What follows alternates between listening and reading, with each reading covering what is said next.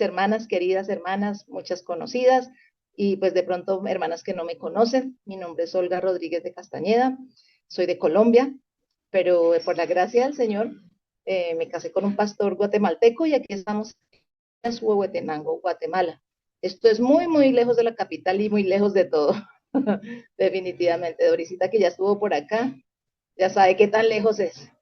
Estamos a 14 horas de la capital y pues no tenemos aeropuerto, entonces son 14 horas que toca hacer en, por tierra. Pero pues siempre creyendo que estamos dentro de la voluntad del Señor, creyendo que estamos haciendo, cumpliendo el propósito por los que Él me trajo para acá. Y bueno, y he tenido la oportunidad, gracias a todo este proceso y Manos que dan vida, Dorisita con Ami, de conocerlas a todas ustedes, conocer especialmente pues a mi amiga la pastora Doris, a la pastora Carolina, a la hermana Nancy, con sus temas tremendos de administración, eso me mata, siempre me fascina esos temas, cómo los manejas. Y ha sido un tiempo de mucha edificación mutua, de mucha bendición mutua.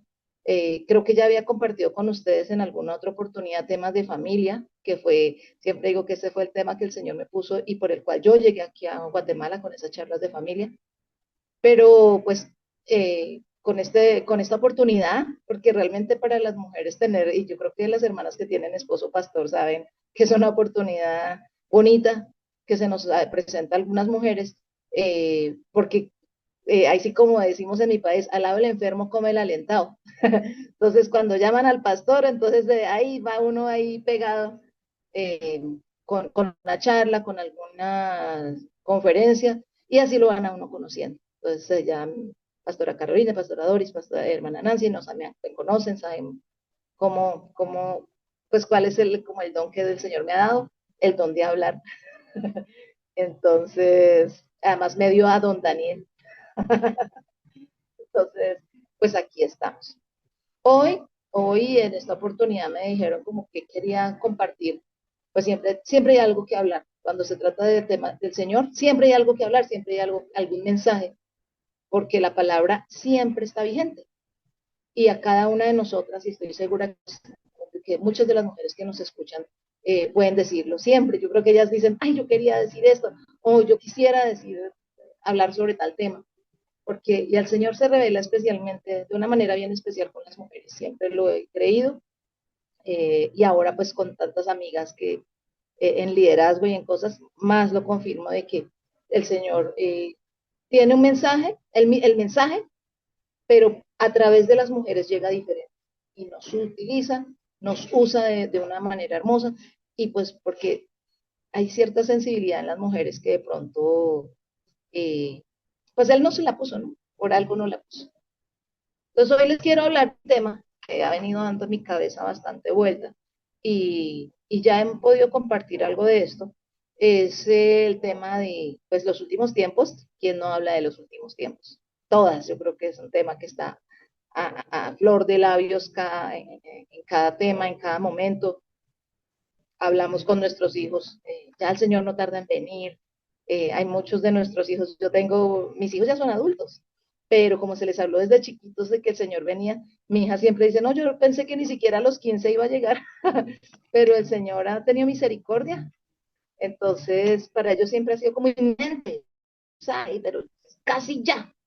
Entonces, y ahorita sí que más. Ahorita yo creo que este tiempo todos hemos estado muy alerta de todas las cosas que están pasando, porque los que somos creyentes en el Señor Jesucristo y hemos leído la Biblia sabemos que el reloj cronológico, porque sabemos que el Señor tiene su reloj Kairos, que solo es de Él, pero en el reloj Cronos que nos ha permitido vivir a nosotros, nos dio un marcador muy real que es Israel, su pueblo, y lo vemos día a día, uno escucha noticias y uno dice, uy, no, seguro que esto ya no demora en aparecer, revelarse el anticristo, no demora en revelarse todas estas cosas. Entonces, pero también a veces hay, no sé, un poco de desinformación y a veces pensamos como que ¿por qué? Como que ¿qué tiene que ver Israel? Y a veces inclusive dentro de la misma iglesia hay cierto antisemitismo, perdón que use la palabra, pero pero sí, sí, sí, lo he visto, lo he visto. Somos, a veces no le damos la bendición y la importancia que tiene el pueblo de Israel para nosotros, siendo nosotros Israel. Ahorita vamos a ver por qué. Entonces, siempre hablamos de como que nuestra fe está solamente basada después del Nuevo Testamento. Muchas veces, no digo en todos los casos, ahí conozco muchas personas que son muy conocedoras del Antiguo Testamento, donde está todo el fundamento, porque realmente ese es el fundamento. La escritura completa es un edificio. Esto es un edificio. El fundamento es el Antiguo Testamento, lo pondríamos así. Y luego la casa construida en sí es y a veces no lo vemos así, a veces no lo enseñamos así. Y resulta que cuando Jesucristo, el Señor Jesús, un día dice, eh, dice que escudriñen las escrituras, porque a ustedes les parece que en ellas tienen la vida eterna, y ellas son las que dan testimonio de mí. Juan 5:39. Entonces, y hay como que automáticamente pensamos ahí mismo, Evangelio, Mateo, Marcos, Lucas, Juan, Romanos, Corintios, Efesios. Eso es lo que el Señor, de eso el Señor nos estaba hablando. Él en ese momento no existía nada del Nuevo Testamento. El primer libro que se escribió del Nuevo Testamento es el libro de Santiago y se escribió en el año 44 después de Cristo. Es decir, prácticamente 15 años después de que el Señor estuvo en su ministerio. Entonces, el Señor Jesucristo nos dice, escudriñen las escrituras, porque ellas son las que dan testimonio de mí. ¿Cuáles eran las escrituras? El Antiguo Testamento. Todo hay cantidad, perdóname un momento, hay, hay cantidad de profecías y el Antiguo Testamento nos habla de Cristo todo el tiempo. Así nos habla del reino, nos habla de cuando él iba a venir, de lo que iba a sufrir, de su reinado, de su ministerio sufriente, todo, todo, todo, todo. Entonces, ¿por qué vamos a sacar ciertas partes como que sí nos gustan y pensamos que sí son para nosotros? Cuando llega el momento, dice Pablo en Romanos 17, así que la fe es por el oír y el oír por la palabra de Dios. Entonces, toda la palabra de Dios está ahí y desde el principio Él está. También dice en Jeremías 6:16, es un texto que yo creo que muchos hemos utilizado para dar palabra de consuelo a otros. Preguntad por las sendas antiguas, cuál sea el buen camino y andad por él y hallaréis descanso para vuestra alma. Las antiguas, todo lo que ya, el camino que ya caminaron los profetas, los líderes de Dios, Jeremías, Nehemías, ellos caminaron esas sendas antiguas y el Señor nos dice, pregunten por esas sendas antiguas, cuál es el buen camino y anden por él. Porque es que Jesucristo, Él no vino a hacer un nuevo camino, Él es el camino, ha sido el camino desde el principio. Él dice, yo soy el camino, la verdad y la vida, ¿cierto? Ese, ¿cuál sea el buen camino? Es Él. En Isaías, no tengo, no saqué la cita, dice que el Señor hará una senda, un camino, y aunque seamos torpes, no tropezaremos. A mí siempre me ha impactado esa palabra, porque es en Él, es Jesucristo, es ese camino. No era que el Señor nos iba a trazar nos iba a quitar las piedritas del camino para que pudiéramos andar, no. Ese camino, esa senda, es Jesucristo, nadie más. Nadie más dijo, soy el camino. Entonces, andad por él y hallaréis descanso para vuestra alma. Y ese camino está desde el principio, desde antes de la creación, está ese camino. Pero a pesar del consejo de Dios, muchos de los israelitas que profesaban ser el pueblo de Dios, como pasa hoy en día también con muchos cristianos, ¿no? Que se profesan ser seguidores de Cristo, pero pues yo creo que todos conocemos. Y uno dice, ay, pero bueno, no es el lugar. Pero sí, sí pasa, ¿no? En ese tiempo también el pueblo de Israel Todo eso, el nacimiento del pueblo, que nació el pueblo de Israel, recuerden que nació con Abraham, con el llamamiento de Abraham. ¿Él qué era? Él era una persona común y corriente de un pueblo pagano. Acuérdense que el papá de él hacía ídolos, pero él. Entonces, eh, es bien importante que entendamos, si entendemos que el Señor de un pueblo, como él lo dice, de un pueblo que no era pueblo, hizo un pueblo, podemos entender ahora cómo nosotros también no éramos seres humanos andando por la vida, pero un día nos llamó y nos hizo su pueblo. Por eso estamos compartiendo la palabra, compartiendo super enseñanzas, hace la enseñanza del espíritu que dio la otra hermana. Una dice, no, tremendo todo lo que hay para compartir dentro del pueblo de Dios. Entonces, eh, precisamente por eso hoy existe tanta confusión. ¿Por qué no quisieron andar por ese camino? ¿Por qué el pueblo de Israel no quiso andar por ese camino? Porque el Señor Jesús lo dijo, porque estrecha es la puerta y angosto el camino que lleva a la vida, y pocos son los que la encuentran. Entonces, el pueblo de Israel caminó una senda, caminó un camino, y al principio ellos hablaban con Dios como le pasó a Abraham. Abraham hablaba también, prácticamente lo escuchaba y no lo vio la cara, así como Moisés, que el Señor mismo dijo, es que mi siervo Moisés habla cara a cara conmigo.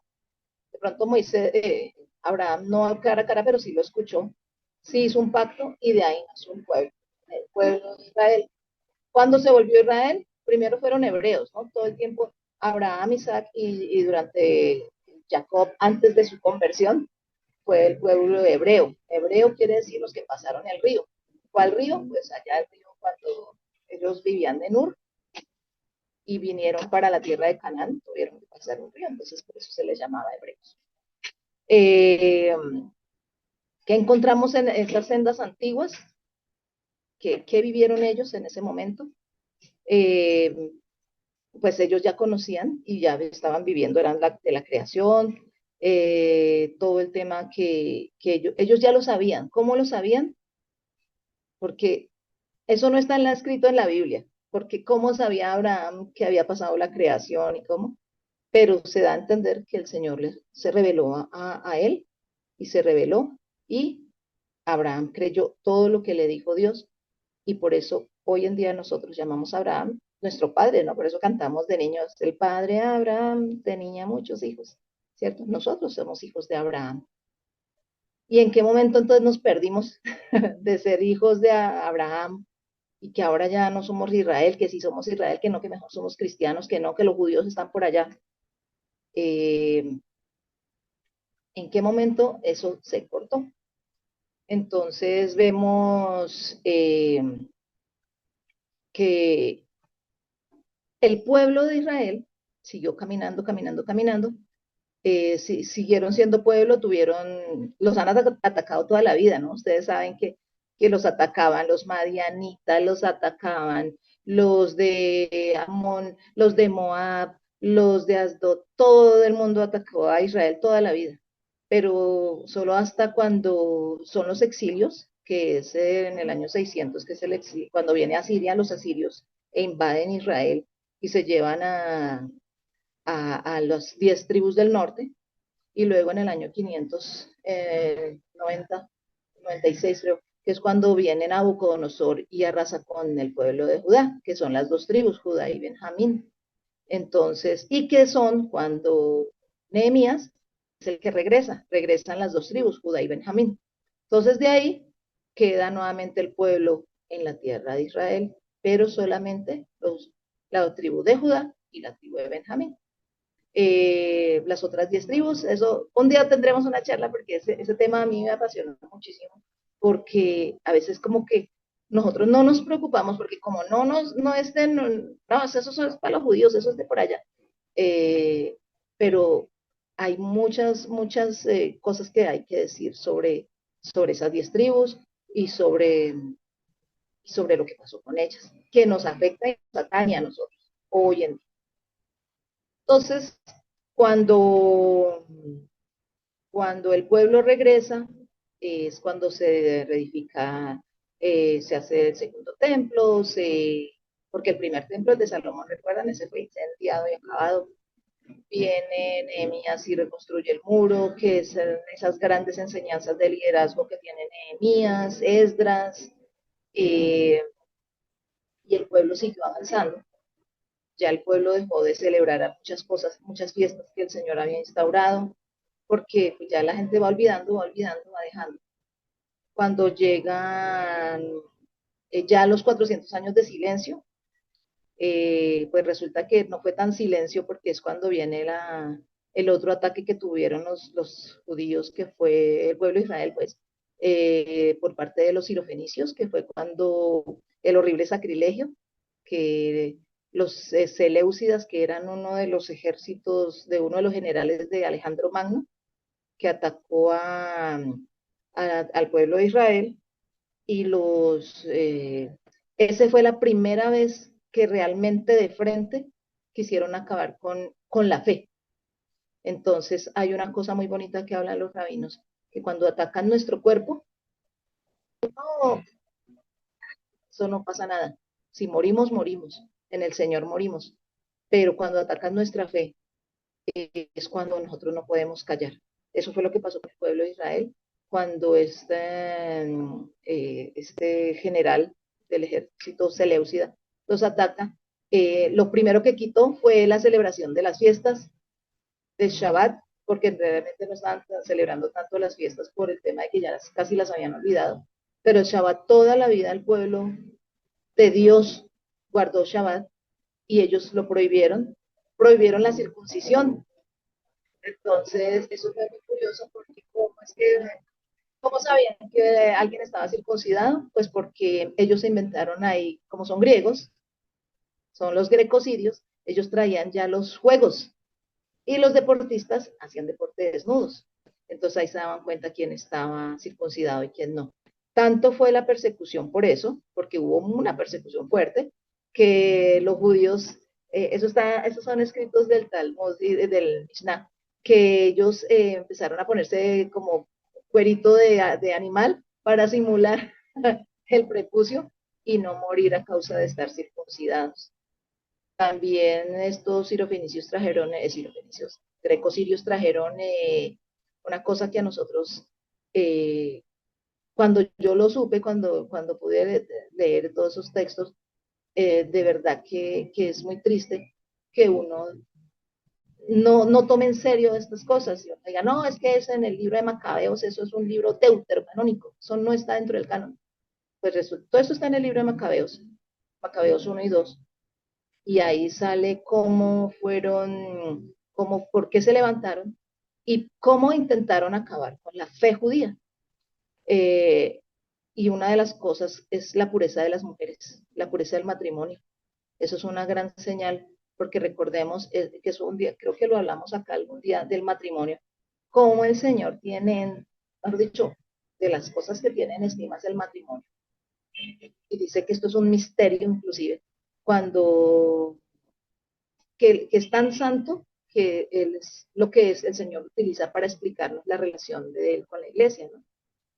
Entonces, estos griegos empezaron y se inventaron eso de la prima nocta. No sé si ustedes han escuchado que la prima nocta es que los que había alguna boda y el primero que estaba con la doncella, la recién casada, era uno de sus generales. Entonces, para mancillar la pureza del matrimonio. Todo esto, eh, ah, fue con los que sacrificaron el cerdo dentro del templo, lo impurificaron. Entonces, todo fue en contra de la fe, todo en contra de la fe. En ese tiempo no existía el catolicismo, no existía el cristianismo, la fe era el judaísmo. De ahí venimos nosotros, de ahí viene nuestra fe, y a veces parece que como que se nos olvida. Entonces ahí es cuando los macabeos, que son la casta sacerdotal, son los que se levantan y hacen guerra y duran un pocotón de años en guerra. Eso no es una sola guerra, son varias guerras en contra de estos griegos hasta que los vencen y viene un milagro que recuerdan que el Señor había ordenado que un candelabro, que la mesa, que los panes, pues este candelabro había que ponerle aceite todos los días, ¿no? Para que estuviera prendido constantemente la menorá. Resulta que solo tenían aceite para un día. Y el milagro es que había que purificar el templo durante 7 días y no alcanzaba, pero milagrosamente alcanzó. Entonces el pueblo pudo purificar el templo, pudo volver a hacer sacrificios, pudo continuar su vida. Entonces, eh, lo que está viviendo Israel ahorita no es nuevo. Muchas guerras han tenido que enfrentar. En el libro de, ay, se me va, este historiador eh, griego también habla sobre, se llama el libro Las guerras de los judíos, es porque ellos vivieron en guerra, pero un montón de tiempo, solo que no se habla de esas guerras. Muchas guerras con los romanos, por eso se desarrollaron los elotes, y había ese constante de pues lucha, y los elotes era más como una especie de guerrilla urbana, ¿no? Entonces, no eran guerras abiertas, sino para ir a matar a alguna persona. Quienes están viendo Chosen creo que han visto a Simón y cómo estaban entrenados y todo, y era su gran celo religioso, porque yo también era de las que pensaban hace mucho tiempo que los elotes sencillamente eran violentos, acabar con todo. No era su gran celo religioso el que los llevaba a querer acabar con todos los enemigos del pueblo.